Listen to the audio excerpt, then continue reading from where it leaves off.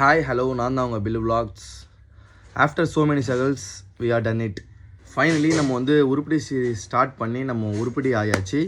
அது இல்லாமல் இந்த வீடியோ எதுக்குன்னு பார்த்தீங்கன்னா, நாங்கள் வந்து சின்னதாக ஒரு கடை ஒன்று ஸ்டார்ட் பண்ணியிருக்கோம்.